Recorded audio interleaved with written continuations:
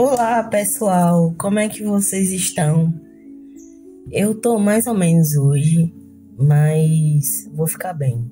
Não tô me sentindo bem de saúde, mas estamos aqui mais um dia para passar mais informações, conteúdos e para vocês. Tô um pouquinho gripado, arriado, mas vamos lá. Não vai ser isso que vai deixar de me abater, né?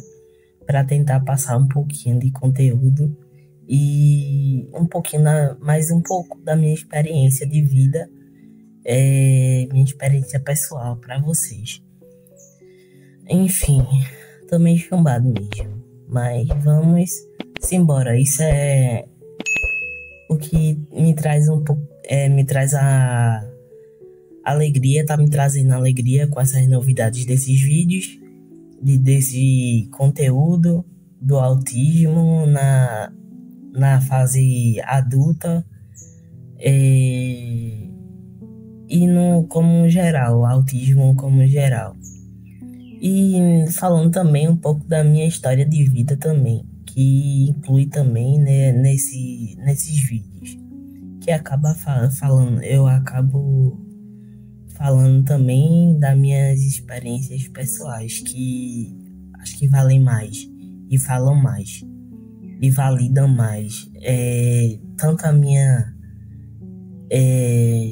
minhas experiências, quem eu sou e como eu sou, e nós que somos autistas, independente da faixa etária, seja criança, adolescente, adulto, idoso, para quem já foi diagnosticado na cidade, mas pode até ter, aí a gente não sabe, né? Ou então não pesquisa para saber. Mas vamos lá. Hoje o tema a gente vai falar o tema de hoje é o peso do rótulo. O peso do rótulo eu falo assim: peso do rótulo ser preguiçoso, burro ou autista. E vamos lá, começar a tentar falar. E eu vou falando. Eu já comecei, né? Nem tentei, eu já comecei. Assim, preguiçoso, o que é pra mim, ao menos ao meu ver, né? O que era pra mim e o que eu passava na minha experiência que eu passei, e às vezes até passa ainda. O rótulo de preguiçoso, como preguiçoso, às vezes me taxam como preguiçoso mesmo. Como eu falei em vídeos anteriores, me acham preguiçoso até para procurar emprego, que atualmente hoje eu estou em busca disso, tentando lutar, mas as oportunidades estão difíceis cada vez mais, e até a oportunidade de uma entrevista para mim. E vamos lá. O preguiçoso foi isso que eu sempre ouvi, tanto na escola quanto na família. Isso foi em diversos lugares também. Fui taxado como preguiçoso quando não conseguia começar uma tarefa na escola. Na escola é sempre o começo, né, de tudo, que a gente é taxado como preguiçoso quando não consegue começar uma atividade. É uma tarefa que é imposta pelo professor. O que ninguém via era que eu estava preso, como se eu estava com a sensação de que estava preso numa prisão, sei lá, alguma coisa assim, do tipo que alguma coisa estava me prendendo, mas não sabia o que era ou o que se tratava. Ficava de certa forma travado, tentando organizar a minha cabeça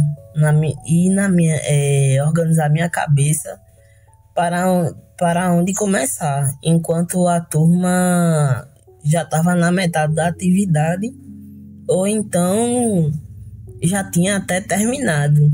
já que eu era muito lento mesmo. Eu era, e ainda sou um pouco, mas claro que não como antes.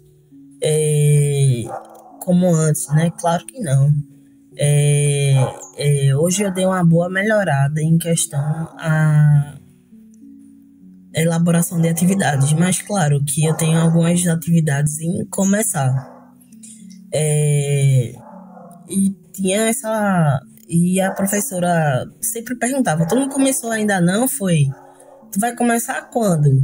De que daqui a pouco termina a aula, tu não me entrega essa atividade. Aí, sempre que acontecia isso, com uma certa frequência, é, às vezes eu era levado para coordenação e não era nem era levado para coordenação e era perguntado por que não é, tinha feito a atividade ou não tinha começado. E às vezes chamava até minha mãe a atenção e para ir na escola, para vocês terem noção. E pedia para minha mãe me forçar, meio que forçar a fazer a atividade e tal. Mas minha mãe sempre foi mais tranquila assim, né, em relação a isso. Mas meu pai já cobrava demais. E tinha horas que eu me sentia pressionado demais. Só que como meu pai sempre trabalhou muito viajando e passava a maior parte do tempo viajando, aí depois de um tempo ele parou mais de viajar e começou a trabalhar mais aqui na região da minha cidade. Na região metropolitana, assim, na minha cidade e região metropolitana. Parou, até que estagnou mais essa questão das viagens dele de trabalho. E ele cobrava em dobro, pô. E eu tinha dias que chorava e, tipo, quando eu não conseguia fazer uma atividade, eu não entendia como fazer o assunto e como fazer e por onde começar. E era fogo, pô. E eu ficava agoniado, até que às vezes, quando se tinha condições, me colocava no reforço. E tinha uma vizinha na época onde eu morava, num outro bairro. Eu morava num condomínio e tinha uma vizinha que era professora de biologia. Aí, só que na época ela estava desempregada, então decidiu dar aula de reforço para mim e para um outro vizinho que era vizinho de porta. Então, ela, quando eu não conseguia de jeito nenhum, ela começa por aqui, assim, assim, assado. Aí eu tentava fazer as coisas. Quando eu não conseguia em determinada parte, eu falava: tia, eu não consigo não. Como é que você faz essa parte? Ela faz assim, assim, assim, assim, assim. Mas toda a vida, basicamente, eu precisei de reforço e esse tipo de coisa. E me taxava como preguiçoso e tinha dificuldade mesmo de aprender ou começar. Também fui taxado de burro mesmo. Já fui chamado de burro, que era pior, outra coisa pior ainda pra mim, que era um sentimento de que eu era inválido. Eu me sentia incapaz, que eu era incompetente mesmo, que eu não servia pra nada, nem pra ninguém. Não servia nem, não prestava pra nada. Já que me chamavam de burro, eu me sentia com um sentimento oco dentro de mim, como se fosse um vazio, um buraco dentro de mim, que era absurdo quando me chamavam de burro. Principalmente meus irmãos. O meu irmão do meio tinha essa mania de estar me perturbando, né? E me chamava de burro quando tentava me ensinar matemática. Apesar de que no ensino médio eu fiquei melhor, eu fiquei muito bom em matemática. Até hoje eu gosto. Era isso que me chamava quando eu errava uma coisa simples e fácil. Mas depois aí os colegas me chamavam de burro. Aí eu disse: pô, como é que tu pode ser burro de errar uma coisa tão fácil dessa, uma resposta tão fácil dessa que a professora te perguntou e tal. E começava um alvoroço miserável na sala de aula. E era uma coisa absurda. E assim, e eu ficava todo acanhado, encolhido, e eu comecei a sentar lá atrás, do meio para trás. Aí, a partir de um tempo, eu comecei, a partir de um determinado momento da, da quarta série em diante, eu comecei a sentar lá atrás, no fundão mesmo. Porque eu era taxado como preguiçoso e burro já mesmo, pela mesma turma, então, pra mim. E, tipo, eu já tinha reprovado a terceira série do ensino fundamental um na época, é, nos anos final dos anos 90, 2000 por aí. É, e eu era taxado dessa forma. Aí eu disse, porra. Aí eu desculpa o palavrão, eu disse, eu vou sentar lá pra trás. Desde então eu sempre fui, da quarta série em diante, é, eu sentava lá no fundão, já que as pessoas na escola sempre me consideravam como preguiçoso e burro. Aí, como é que eu posso falar? Quando eu errava, aí depois que conseguia resolver alguma coisa, resolver algo que ninguém mais entendia, como se inteligência fosse uma régua única. É como se fosse aquela régua, uma régua de fato única, e eu sempre tivesse que medir pela régua o que eu medir pela régua a minha inteligência, mas pela régua certa, mas eu sempre media pela régua errada. Sempre é como se eu tivesse que medir pela régua errada e não pela certa. Pela certa seria responder a resposta à pergunta supostamente fácil, que era para os outros, mas que era difícil para mim, por mais que realmente a pergunta fosse simples e a resposta fosse fácil, mas era difícil para mim. E e o pessoal me chamava de burro, e eu tinha que sempre estar tentando medir pela régua de aprendizado correto, mas eu sempre era medido pela régua errada, do burro, preguiçoso, que não era inteligente, que não sabia responder nada, ou nada certo, ou fazer, ou começar alguma atividade na escola. E lá vem um autista, o rótulo do autista na minha vida. Esse rótulo que veio depois, no início, soou pesado para mim. Logo quando eu recebi o diagnóstico, soou meio pesado para mim. É como se eu me sentisse literalmente retardado. Que aqui na minha região, no meu estado, na minha cidade, no começo, quando não se tinha muita informação, era também taxado como retardado. Uma pessoa, é autista, independente do nível, é retardado.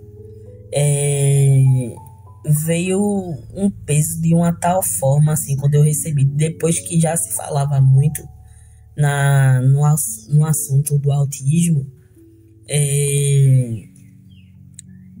que eu fui diagnosticado com 30 anos, já se falava bastante do autismo nessa fase, assim, de adolescência, adulto, mas só se falava antes mais em crianças, né?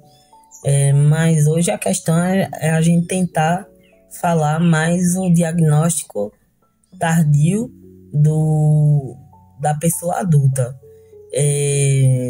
Ou então a pessoa adulta já foi diagnosticada logo cedo, mas também relata como foi sua trajetória sendo diagnosticado logo cedo, né? Um dia ela foi criança. E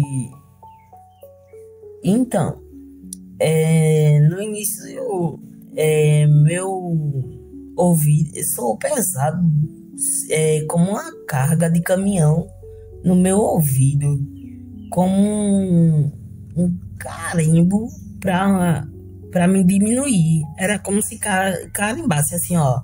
Toma teu carimbo te diminuir. Mas com o tempo percebi que não era um insulto, como se fosse um insulto na minha percepção. Eu não eu percebi que não era como um insulto à questão do rótulo do autismo. Era como eu entendia, como se fosse uma explicação para minhas dificuldades anteriores e os rótulos que eu tinha recebido e vinha recebendo, e às vezes recebo, e como preguiçoso. Não era você, então não era eu ou você que é incapaz, mas você processa as coisas no mundo de outra forma. A gente, pelo menos eu processo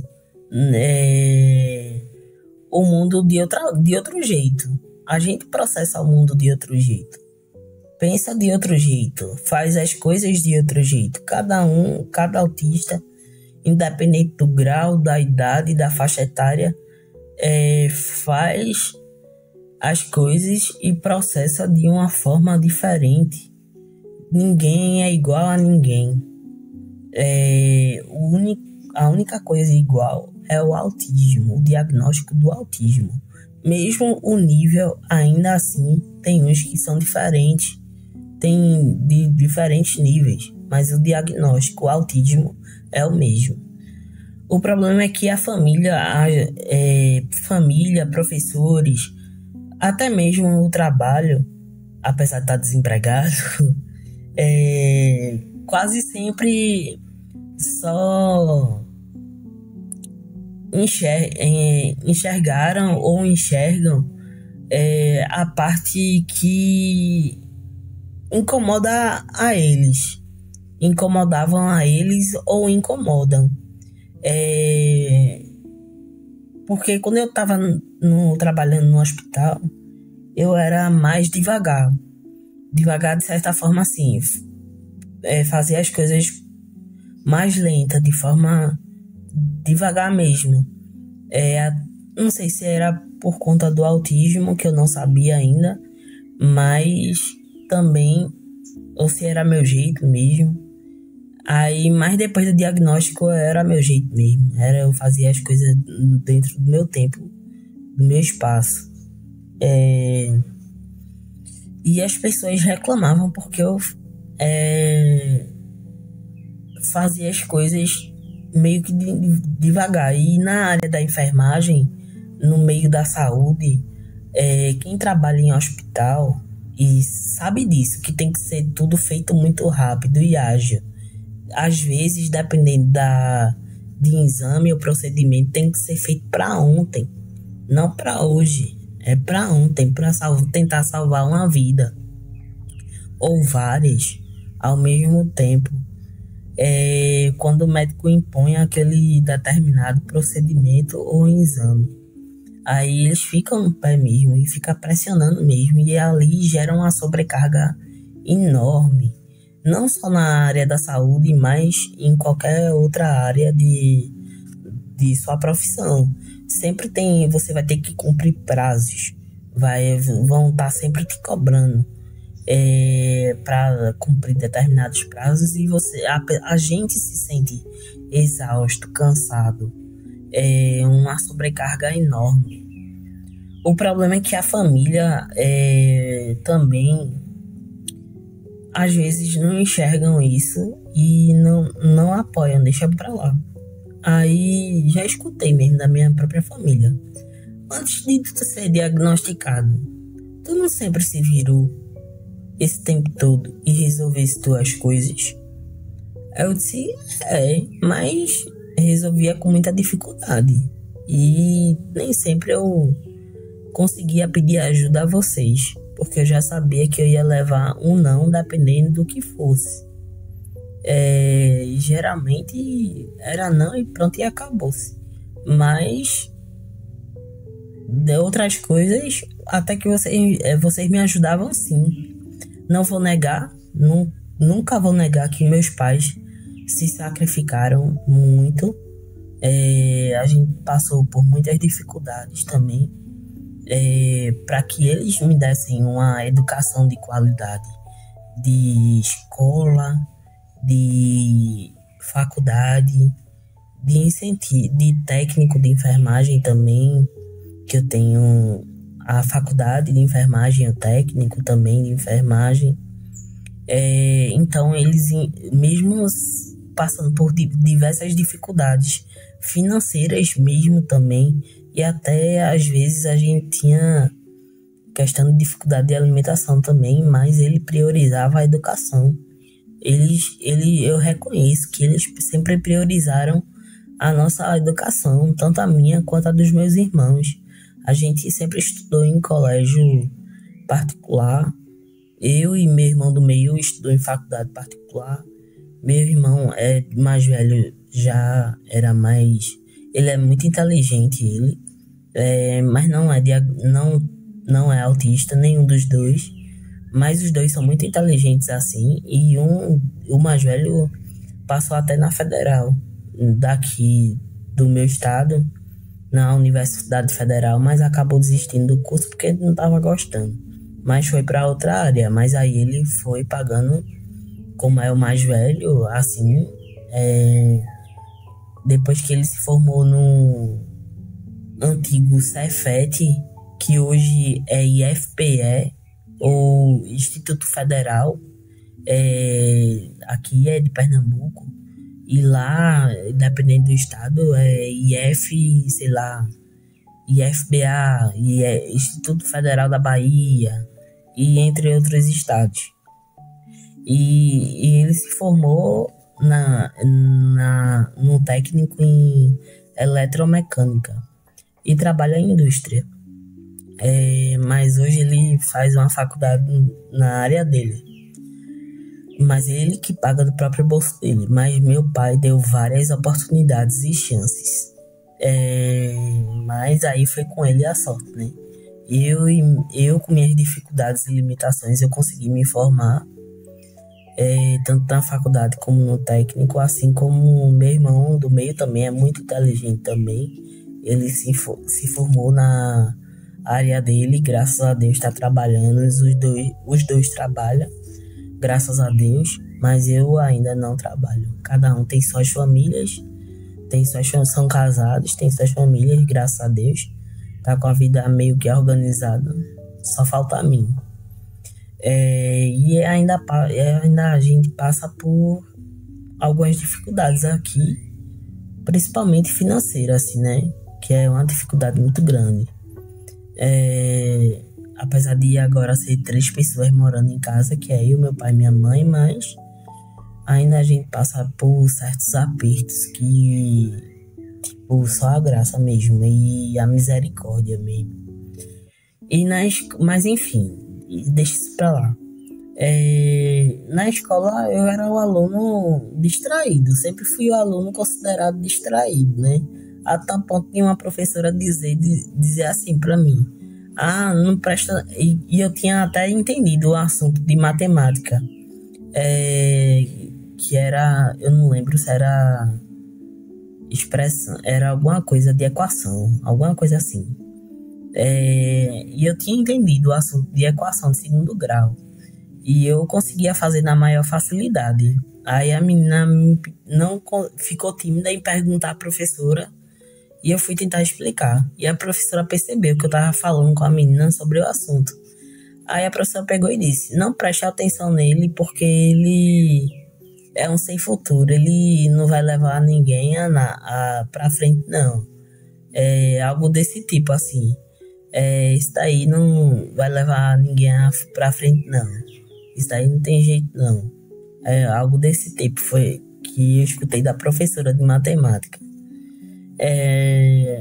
E como em casa, eu era entendido como filho difícil. Sempre o filho difícil. Que dava trabalho. Realmente eu era entendido dessa forma.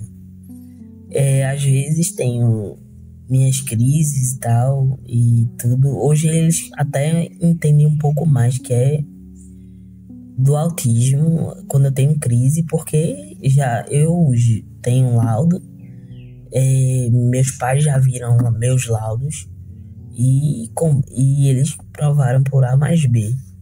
E eu provei por A mais B que sou autista, e na minha consulta aqui, minha médica pediu para minha mãe ir. Minha mãe de fato confirmou para o meu pai, que não acreditava muito na ideia ainda de que eu sou autista nível 1. E chegou até um tio meu, quando eu fui mostrar o laudo, meu pai me foi mostrar meu laudo de autista, que eu fui diagnosticado. Meu tio, que é da área de saúde, médico, não acreditou muito, não. Mesmo eu mostrando um laudo, com o carimbo da médica, o CRM da médica, me laudando, ele preferiu pagar uma consulta particular de um psiquiatra super caro, que a consulta era tipo R$ 550, e deu um desconto de R$ 100 pro meu tio, por ser conhecido. E quando eu mostrei o meu, ele começou a conversar uma questão de religiosidade, de caráter, de coisa assim do tipo. E eu lembro que eu dei uma resposta assim: doutor, a gente aqui tá tratando de religião, de vida pessoal ou de ciência? Pelo que eu sei, aqui eu já tô com laudo de autismo. Eu sou enfermeiro, consegui me informar.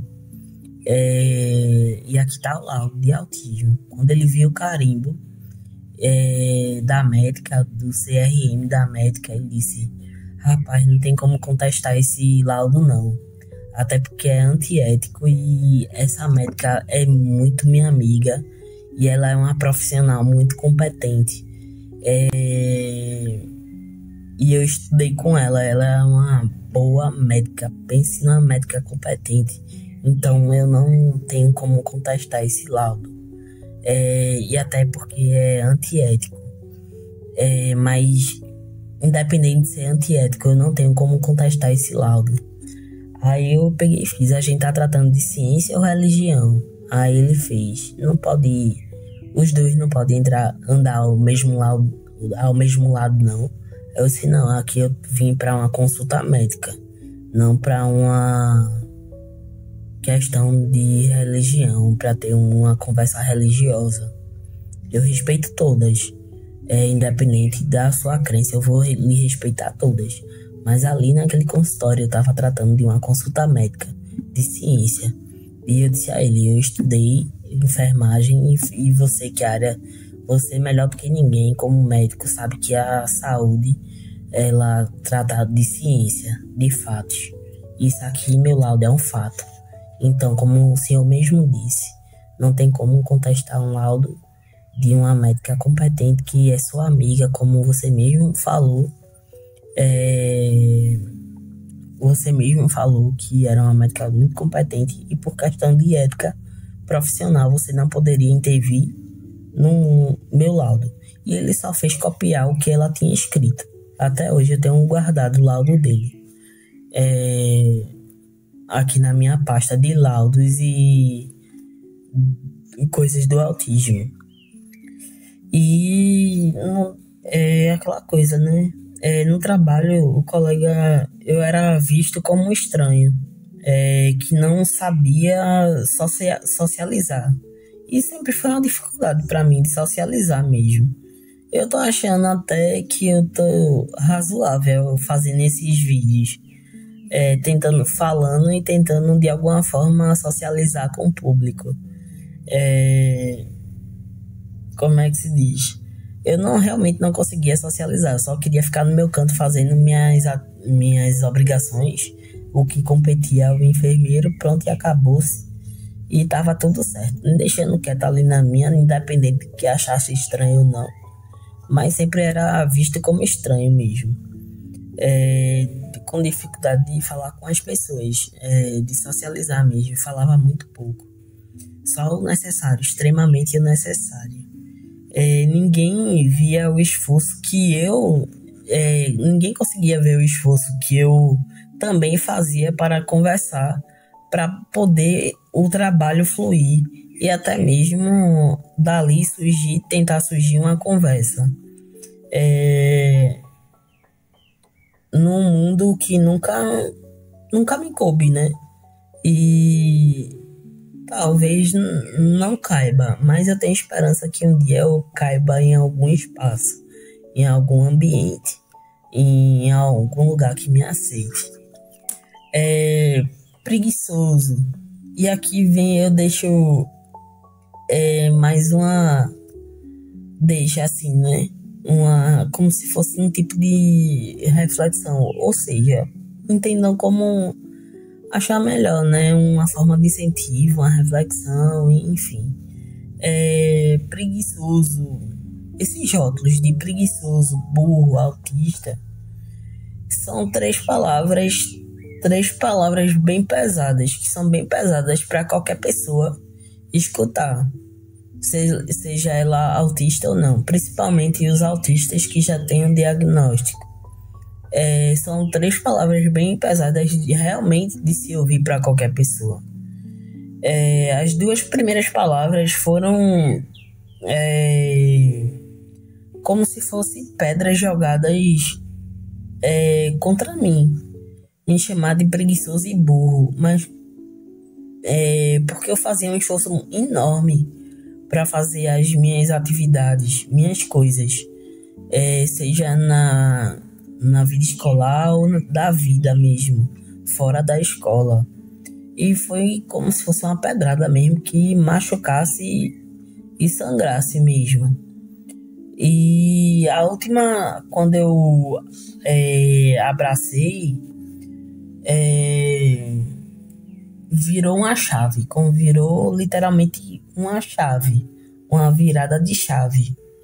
A última palavra que eu recebi do autismo realmente foi uma virada de chave na minha vida. Então, vamos lá. Foi uma virada de chave porque eu sei que eu não sou preguiçoso, eu nunca tive preguiça de trabalhar. Me deu trabalho, eu ia, independente, e eu tentava mascarar o máximo possível, e ainda às vezes tento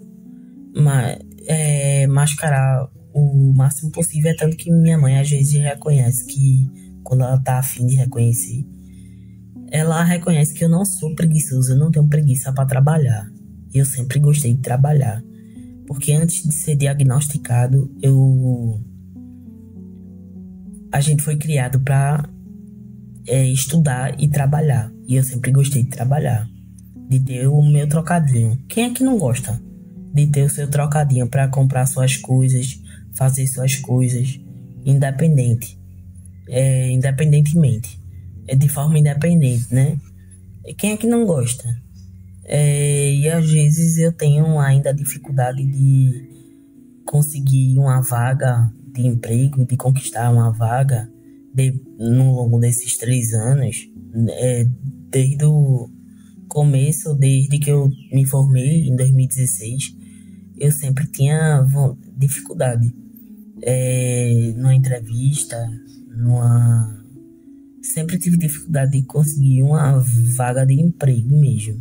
Até que eu consegui em 2020, que eu nem precisei passar por entrevista, só precisavam de gente para trabalhar na linha de frente da Covid-19. E a todo tipo de profissional de saúde, tendo experiência ou não, só precisavam de gente. E foi meu primeiro emprego formal.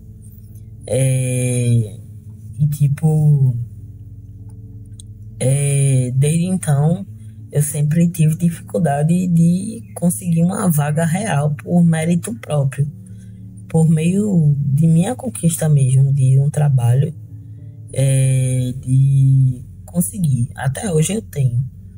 E sem contar que eu sou um homem trans. Isso pesa muito também, porque eu ainda tenho a mama, apesar de ter um pouco de barba, mas ainda tenho a mama. E quando a gente diz que é autista, o peso vem em dobro. E eu sou gordinho também. Parece que o mercado de trabalho quer aquela pessoa padrão, né? Estética, magra, corpo razoável, magro, enfim. Então eu tenho essas certas dificuldades com isso também. E eu já fui para diversas entrevistas já esse ano e nada. E quando eu fui, apareceu uma entrevista para eu ir essa semana, eu realmente adoeci. Não tava conseguindo nem levantar. E levantar para nada, de muita dor no corpo, dor de cabeça, febre, enfim.